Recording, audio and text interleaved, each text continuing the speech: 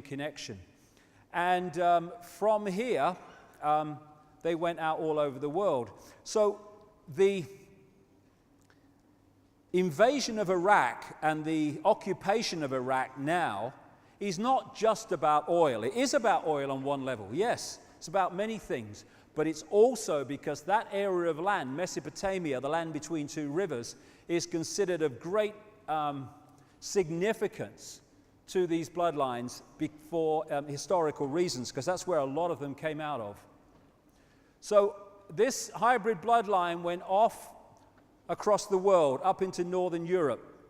It became the power behind the Roman Empire and the creation of the Roman Church, which became, of course, global Christianity.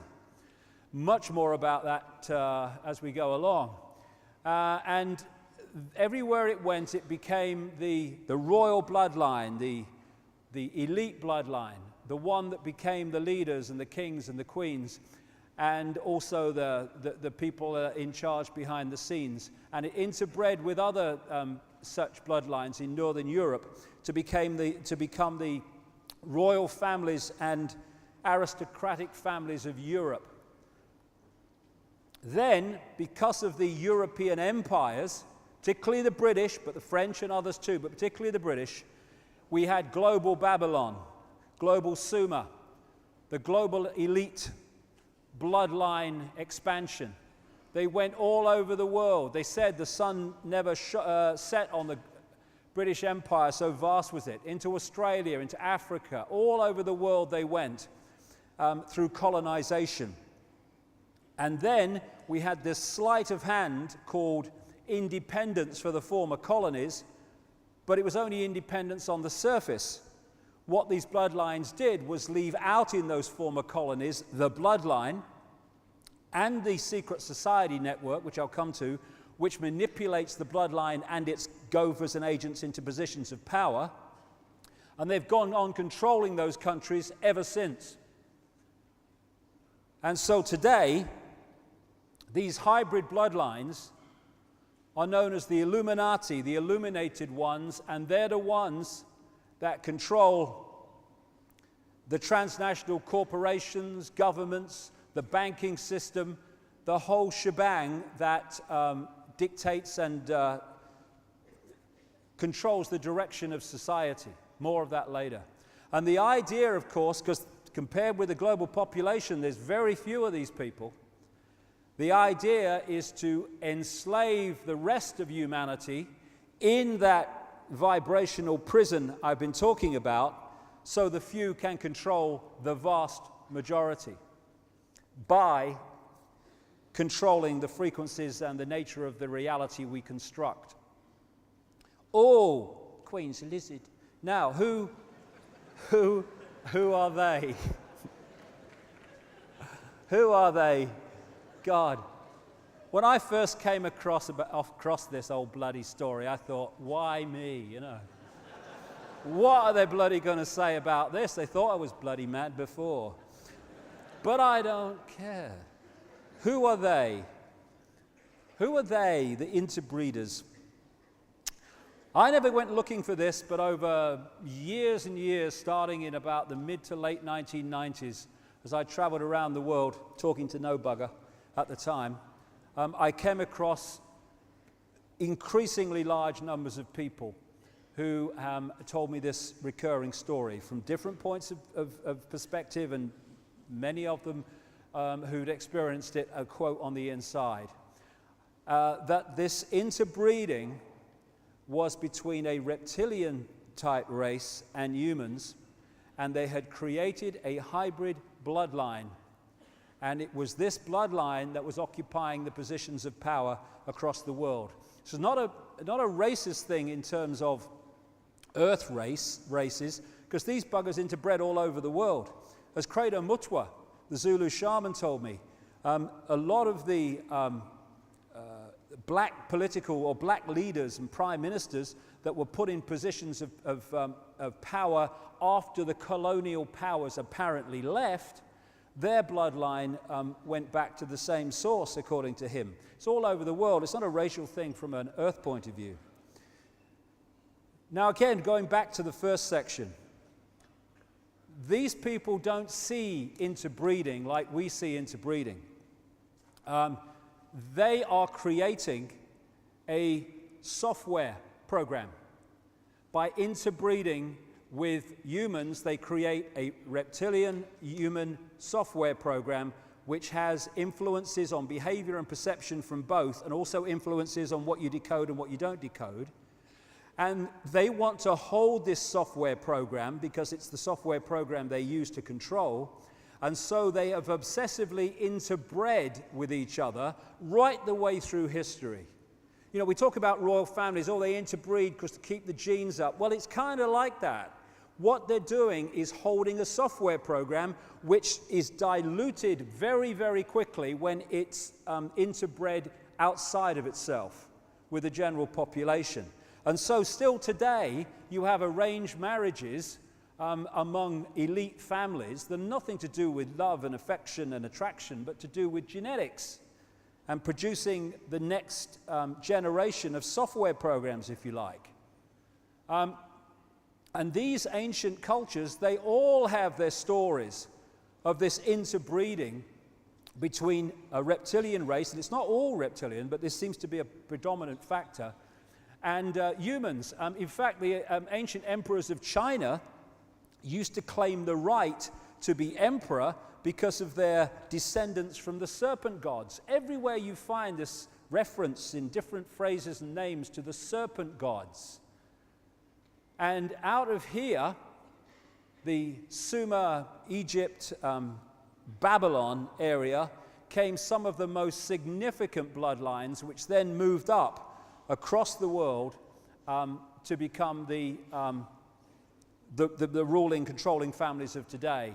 And like I say, all over the world you find the serpent symbolism, the serpent stories, and the worship of the serpent is the oldest religion. They found, I think it was last year sometime, close to the Kalahari Desert, or around the Kalahari Desert in South Africa, evidence of serpent worship 70,000 years ago. And it does go back that far because these guys have been around that long. When I started coming across this, first of all, in what you might call the Western world, where I was meeting these people who'd had these experiences and come across this information, I then went to South Africa to speak, and I got contacted. This is why he contacted me originally, Credo Mutwa. And he said, how do you know about the Chitahuri? Because he just read the book, The Biggest Secret, which was the first time I introduced this. Who the hell's the Chitahuri? And it translates as the children of the serpent or the children of the python. And this is a painting by Credo Mutwa from ancient and modern descriptions of these Chitahuri. Although it's only one type, just like with humans, there's many, many types. And he told me that when he was first initiated into this shamanistic knowledge, long decades and decades ago now, he learned about the Chitahuri.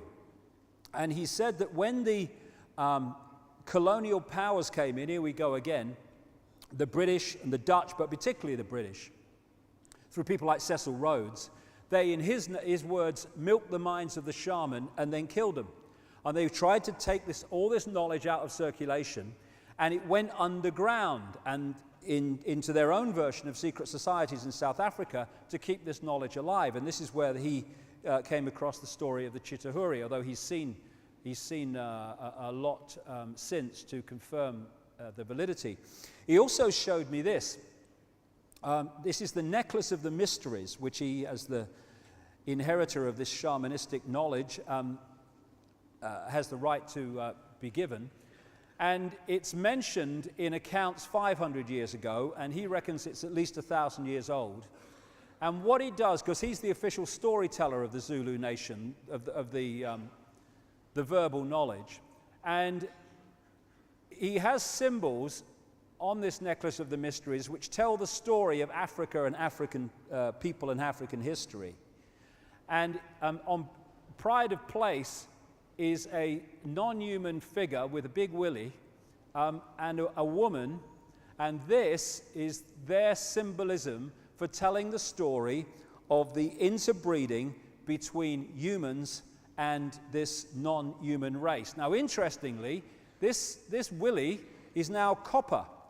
But in the original, it was gold before it was stolen for money. And of course, then you go back to ancient Egypt, and one of the prime stories of ancient Egypt was of the sun god Osiris with the golden penis. And all that connects into this Sumerian knowledge and this South African knowledge, and it's all to do with the interbreeding. Obelisks, the obsession that Freemasons have with obelisks and stuff, same thing. The phallic symbol, the bloodline. This is the human woman as symbolized, and this is the non-human interbreeder. Now, it doesn't look reptilian, it doesn't look like anything, it looks strange. And I asked him, why does it look like that? And he said, because the Chitahuri said that they must never be depicted as they really are, or they would, anyone that did it would be killed. So he said what they did was depict them as obviously not human, but not looking like they really did for that reason. Although you still can find some.